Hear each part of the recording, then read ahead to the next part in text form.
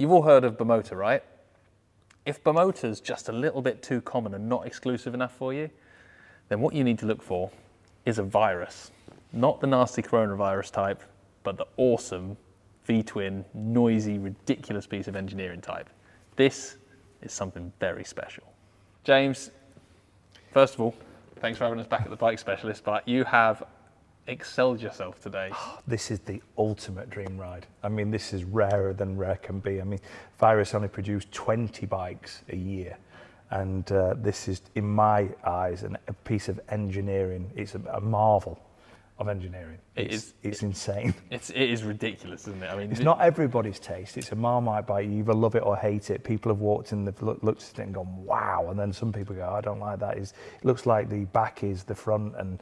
But to me, I just think this is insanely stunning. It really is. It's not classically pretty, but it is an engineering marvel, like you said before. It's just all the technical details, and the more you look at it, the more you get drawn in. You think nothing on it is done in the normal way, and that's what makes it special. That is what makes it so special. I mean, some details on the bike. It's this is the 985 model. Yep. So this particular one has got the 999 Ducati R engine. So 155 brake horsepower. 155 kilos in weight dry, and like I said, it's just awesome. I'm sat here looking at it, and the detail on it is just insane. We've just done a belt service to this bike, and we fired it up after the belt service and done them all fresh oils and everything, and we was like, wow, that is loud. With the Zard exhaust system, it's just really raw. And I was moving it around the showroom earlier, and I couldn't believe how light it is. Super light, and yeah, carbon wheels, Brembo brakes, Olin suspension, everything is just bespoke on it, even down to the different weave. As you can see, it's all carbon bodywork, and then you can see the Kevlar air scoop in the front. Just like I said, there's no stone unturned, and for me, I can't wait for this for you to ride this and see it in action. It is an insane piece of kit, and I mean, Vyrus. So the founder of Vyrus actually started at Bimota, working for that bloke, Massimo Tamburini. That bloke. you might recognise him from such films. He only designed the two ultimate bikes ever, the 916 Ducati and the MV Agusta F4. Yeah. Rodrigo, the creator of Vyrus, the founder of Vyrus in 2003, my favourite bit about it, obviously I love the different thinking, the engineering behind it. And then when you pair that with the fact that it comes from a racing background, it comes from a performance background. He raced European Super Twins. Phil Reed Jr. used to race one of these in Mini Twins in the UK, or Super Twins in the UK. It's got a racing pedigree. It's not just we're going to do something massively different for the sake of being different. Everything was built and designed for a reason, to be better and faster, and to do things in a better way than the motorcycling convention has been for years. That's right. And I've got a lot of time for that, and I cannot wait to see what that translates to. Well, I love rare motorcycles down the Bike Specialist especially, and this is ultimate rare. The more you look at it, the more details you see, the more questions you have, really. Like hub center steering, carbon discs on the front, carbon wheels. You were about to say something about the buttons as well. Yeah, there's that many buttons on the bike. I wouldn't have a clue what any of them do, but I'm interested to find out. I'm going to stop talking now. We need to see this thing in action. I've seen one other in my life, which was that one Phil Reed Jr. used to race. We need to get it out. No more talking. Noise, jumps, wheelies. Oh, talking terrifying. of noise. It's so loud. Is it? Oh, so loud, as you'll hear.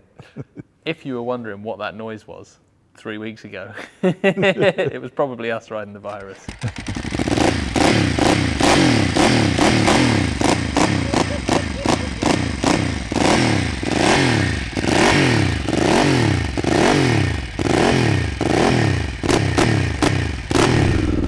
Well, without question, this is different.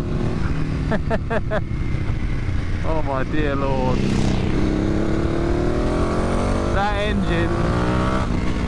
engine I did expect.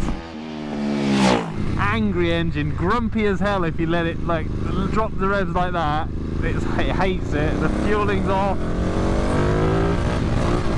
Get going though. and suddenly it comes alive. It's not a bike that likes slow roads. It feels properly different. And I got to caveat this because this is a £60,000 motorcycle. Someone else's £60,000 motorcycle.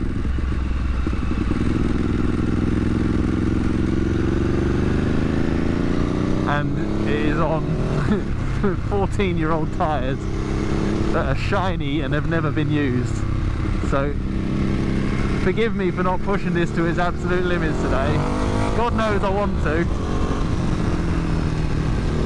because it feels so special. Massive thanks to the bike specialists for letting us take their bikes out and thrash the pants off them. And also to the guys at B-Moto. They're one of our sponsors. They help us put together these videos. They give us a chance to come out and ride these bikes and make this content. They also are really good for ensuring stuff like this. Any one of these specialist bikes in here, you can phone the guys at B-Moto. They'll know what you're talking about and they'll help you get the best insurance, whether that's for looking after it when it's laid up in the living room on display or being sent out around track days and used in the manner it should be. Right, we're nearly there. I've nearly got to the end of this without making any horrendous Vyrus puns. Gonna power through. I've got this. Best pun in the comments below gets an eye roll emoji. This thing, it is every bit as bonkers to ride as it is to look at. So that should give you an idea of what my riding experience has been like today. I'm gonna need counselling for some time. It's just out there. First up and foremost, this thing is somebody else's £60,000 motorcycle on 13-year-old tyres. That adds a certain amount of stress to the riding experience, which, I'll be honest, I've not pushed this thing hard today, and I was not prepared to. I would love to have a go on one on track with some proper tyres on it, but as far as today goes, it was a nice cruisy road ride, and that was enough.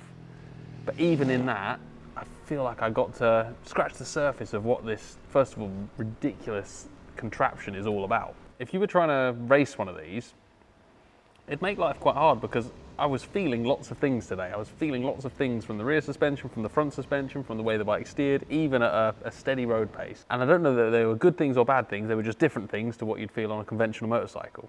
And I think interpreting the difference between things that were different and things that were actually slowing you down on a racetrack is probably what's held this sort of design back for so long in racing, and probably why we'll probably will never see it. If you look at MotoGP at the moment, the bikes all start to converge on the same sort of design. The aero's pushing things a little bit, but if you're building a bike for MotoGP and everyone else is on an aluminium frame and you're on a steel frame, you've got a big hill to climb. KTM have been finding that out recently. They've stuck with it and they're doing a fantastic job. But it's much easier just to build an aluminium frame like everybody else and get those same characteristics to match the tyres that have been developed for aluminium frames, to match the chassis, the suspension that's been developed for aluminium frames, to match the riders that have been developed for aluminium frames. And that's just the frame material I'm talking about there. So imagine if you turned up with something this radical, this out there, you've not got the tyres that are going to be developed to suit the way this loads a tyre. You've not got the suspension technicians that are going to draw on years of experience to go, yeah, what you need is a couple of clicks of this or a bit more support mid-stroke, or because they're going to be looking at the data going, is that normal for hub center steering? And then on top of that, you've got riders that have been honing their skills since they were 3 years old on conventional forked motorcycles, riding around cones in car parks, all the way through to in their 20s where they're now trying to compete at the top level, and then you're going to put them on something with this steering and ask them to be quick? There's so many factors as to why this suspension doesn't succeed in World Championship motorcycle racing. But for me, that doesn't mean that it's irrelevant. It doesn't mean that you should ignore it, and it doesn't mean that it doesn't have a place on bikes and on the road. And today, I've really enjoyed the way this bike rides, the way it kind of seems to glide over the bumps even when you're hard on the brakes, but still gave me enough feel and feedback. That's going to be the next comment. Oh, there's no feel from those front ends. Again, I think it's more abstract than that. It's different. Different doesn't mean good, different doesn't mean bad, it's just different. And I've really enjoyed the experience of it. It is a bonkers thing, and we need more bonkers in the world. If you're looking for a bike that generates strong opinions, look no further than this. People either absolutely love them or seem to really hate it, like really hate it, which I find entertaining. Like people go, oh, it's got a back end on the front end, I don't like that. Oh, it's a weird shaped seat, it's wearing a tiara. Oh, I don't like it, I don't like it. But I think hating on the styling of this bike, you kind of miss the point of it. It's not supposed to look like anything else. And I think styling is such a personal thing, and it's something that evolves so much. If you showed the very latest V4 Superleggera Ducati now, if you showed that to someone in 1985, they'd probably be horrified. It would be so progressive, it would confuse everyone. This thing came out in 2008. The first sort of iteration of these bikes came out in 2003, and it still looks as stark, as bold, as modern, cutting edge, different as it did back then. You know, we're nearly 20 years since we saw the first one. That stands the test of time. Now, whether you like the styling or don't like it, if it came out today, it wouldn't look dated. And that's in the company of bikes like the KTM RC8, which again is a bike that looks like no other bike on the road. Striking and pretty modern, you know, whenever you release it. You could release one now and it would still look amazing. And I think that is pretty special. And whether you like the styling or hate the styling, it means we're not all riding around on the same jelly molds, which is a good thing, I think.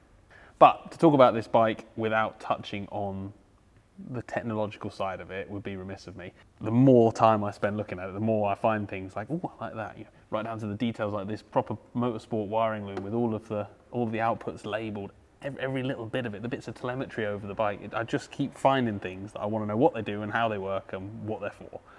So I'm going to talk you quickly through how the steering system works, the hub center steering, a little bit about the anti-dive and the braking, and the front suspension. Now, one of the things that will get said about this bike and any different front end to the conventional fork system will be, oh, they lack feel, because we've all read about that. We've all heard people say that stuff. I genuinely think there's more to it. Now, a lot of the feel from the front end, I think, comes from trail. And I've ridden conventional fork bikes that have got really bad feel and you've no idea what the front tire's doing, and I've ridden ones that are really good. So clearly it's not just the fork that makes a bike feel nice, because they can get that wrong too. I think trail has a lot to do with that, and you can dial trail into this. This is a system that still has trail, which controls then how much force the bars require when the thing's leant over, which is what we feel back into our hands.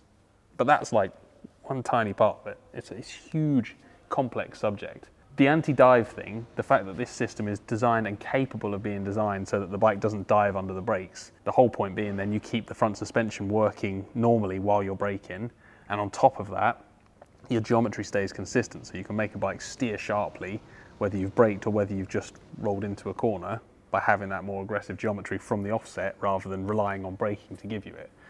That's some of the theoretical advantages, but again, that's tunable. This whole system is tunable. You can make this dive as much as you want. You can make this dive as much as a telescopic fork if you design it into it. So it's not an inherent thing with this design. It's going to disappear down a rabbit hole of arguments about front-end design here. But here's the thing. This is how it works. Handlebars on the top, turn this arm here, which pushes this rod, and pivots the front wheel. In the center of this hub, rather than a conventional axle and a wheel bearing, there's a really big wheel bearing and effectively like a kingpin, so a little pivot point, and it sits bang in the center of the wheel, hub center steering. So when you turn the bars left and right, that linkage is pushing through and turning the bike, the front wheel, around that central pivot point. Same sort of pivot point as you would get resulting from a conventional headstock, but done with a slightly more complicated linkage. Disadvantage of that system? Well, one of the easy ones would be the number of joints in it that could go loose or get rattly or go wrong. So another factor working against it in the world of front suspensions, but it doesn't make it any less cool. Now, the next linkage we've got here is effectively a brake torque arm. So if you think back to bikes like Honda's RC30, a lot of 90s and 80s sports bikes had a brake torque arm attached to the rear brake caliper. The idea being that when you stand on the rear brake, the force of the brake is transmitted back to the chassis rather than into the swinging arm itself. What you're trying to do is stop braking, making the swinging arm jack up or jack down in the same way that a back wheel would jack up or down. So that whole torque arm thing is to separate braking and suspension forces. Again, the point being that you can be braking and the front tyre is still free to absorb bumps. So moving around to the other side now, we can look how the suspension, the springing and the damping side of the front suspension is controlled. So swinging arm here, this is your pivot point, and then you've got this linkage going on in here with this little tie rod, and then the shock absorber sits up here. This is, you know, an Öhlins twin tube TTX shock, as you'd find on the back of a, kind of looks like a Fireblade shock, doesn't it? There are advantages, there's loads of on paper advantages to this system. With a conventional fork, you can do a lot with them, you can do a lot of changes with them, and that stuff has been really well documented, really well understood, and it's been developed to a phenomenal level. But this gives you the opportunity to actually change ride height pretty easily, just on the end of this shock, rather than pulling fork tubes through. Pulling fork tubes through, you're limited by the fork tube. Here you can just change the length of this link, you can change the length of this rose joint on the end of here. There's a lot more you can play with. Secondly, you can change the progressivity of this system. So in a normal fork, you have to use a progressive spring, and then you have to use air gap to tune how the compression force required changes throughout the stroke of the fork. With this, you can do it with a linkage, and you can do it with adjustment of these positions. So again, there's so much more tuning and so much more to understand with setting up one of these systems. The mind boggles. You know, I don't pretend to be able to fully understand conventional telescopic forks. I understand a fair amount about them, but I don't think I could ever know it all, and I don't think anyone who says they do is right. And then you add all the complexity of this system. I think hidden in here is probably a superior setup, a superior motorcycle, but you've got to understand it, and it's going to take a hell of a lot of development to get there. And that is what I find fascinating about it. I feel like the industry shies away from this different stuff because it's a lot of development, but yeah, maybe it doesn't actually work out as fast as lap times on track, but it intrigues me. And all this setup, I'm just agog looking at it. Every single time I spot another detail, I'm like, oh, I wonder what happens if you change that. Nerdy engineering Chris is all over this. Now, the other hard to ride in this motorcycle is that engine. That is a Ducati course race engine, but near as damn it. It's a 999R engine. It has got a phenomenal amount of character, and when you get it on song, it rips. It wants to wheelie, it just fires the bike towards the horizon. It's addictive. But in this, guys, that comes with some disadvantages. The fueling is always a little bit awkward on this bike. At low RPM, trying to pull out of junctions, it's snotty, it's on and off, it's fighty. Even sort of mid-range RPM, I found a few times today, rolling back on the throttle, it would kind of cough and stutter, which just interrupts your flow. And just when you're starting to really enjoy the way the chassis moves and the way the bike steers, I was just getting a little bit disturbed by the fueling, which made the riding experience more intense in a way than it needed to be. Combine that with the quite grabby race dry clutch, you've got a bike that demands all of your focus, all of your attention to get, not even to get the best out of, to get out on a road ride. It is properly involving, but it's worth it. And I promise you it's worth it, because once I got round that and got some flowing roads and got to use that throttle fully, that engine is absolutely gorgeous. It feels like a badass V-twin race engine, which coupled with this chassis made for one of the most interesting riding experiences, in a good way, that I've had in a very, very long time. Love or hate the styling, love or hate the different engineering, this thing has merit far beyond a piece of artwork on a wall. It is a phenomenal bit of technical know-how, engineering, manufacturing, production. The fact that this exists is absolutely brilliant, and all the little foibles I found today that you get with something that's as hand-built as this are forgivable, because bloody hell, there really is nothing else I've ridden that's like this. Awesome.